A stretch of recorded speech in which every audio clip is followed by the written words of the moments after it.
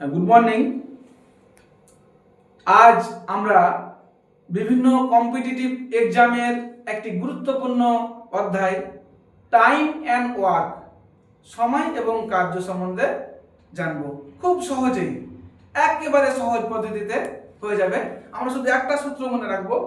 সূত্রটা হচ্ছে P1 T1 D1 by W1 is equal to P2 T2 W2 by P2 T2 D2 by W2।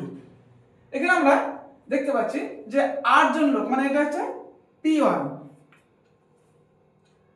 2 ঘন্টা করে কাজ করছে। এটা হচ্ছে T1। এত কত টাকা উপার্জন করছে? এটা হচ্ছে W1।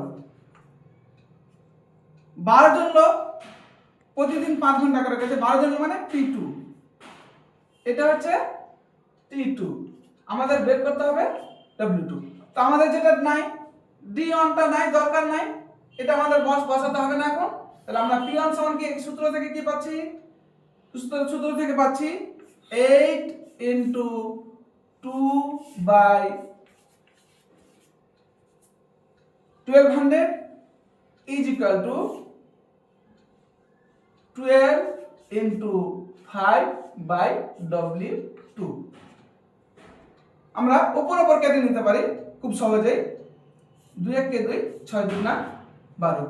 এখান থেকে আমরা কাটতে পারছি 8 1 কে 8,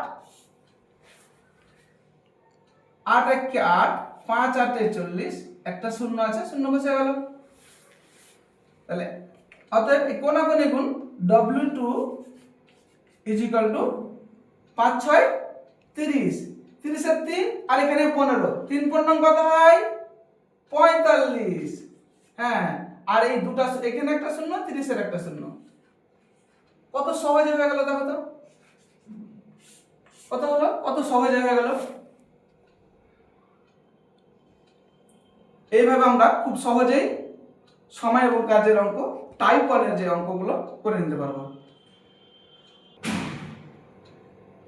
এই অঙ্কটি দেখে আমরা খুব সহজে বের করতে পারলাম।